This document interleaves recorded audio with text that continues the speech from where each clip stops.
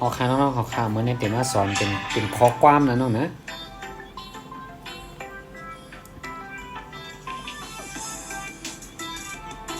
ขอคือวาวาไม่ว่าคือว่าพอโอมอผมทออำทำอันนี้ออกเสียงมาพอมอผมก็อะไรเนาะทออำทำมอไอไม้ไม่ไม่คออยอคอยไม่ค่อยทอเนาะแม่นอากาศดอเด็ดถนัดค่ะเนาะออกเสียงว่าทออานอทอนออาดอหนัดถนัดออาออาเรียกว่าเสริมไม่เอกค่ะเนาะคอรออาบอกครับคือว่าผมทำไม่ค่อยถนัดครับคือว่า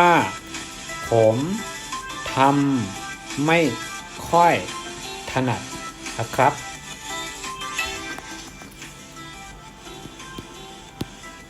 คือว่าผมทำไม่ค่อยถนัดนะครับยกเฮาวาตั้งไปป้าเจ้านายนี่เนาะอ๋อข้ามป้อหมอเฮ็ดค่ะข้ามป้อหมอเฮ็ดค่ะอ๋อป้อได้เงออ๋อค่าข้ามป้อหมอเฮ็ดค่ะอ๋อไม่ได้เงออ๋อค่าข้ามป้อหมอเฮ็ดค่ะอ๋อนี่ก็ไรค่ะเนาะคือว่าผมทำไม่ค่อยถนัดนะครับคือว่าผมทำไม่ค่อยถนัดนะครับก็เป็นผู้ยิ่งก็บอกว่าคือว่าหนูทำไม่ค่อยถนัดค่ะอันไหนนะน้องนะตีเต้ๆมันค่ะเนาะเขาเตรียมมาค่ะ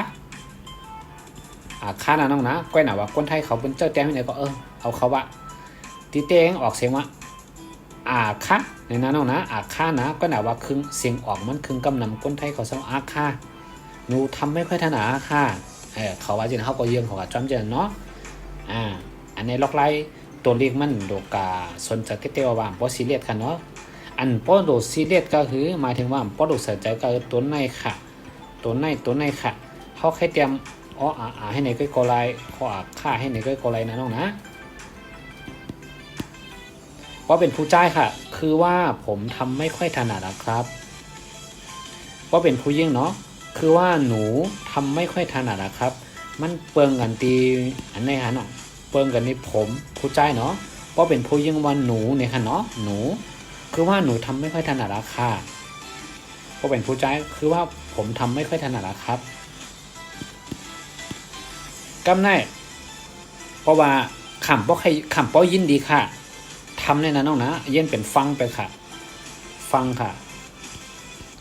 คือว่าผมฟังไม่ค่อยถนัดครับ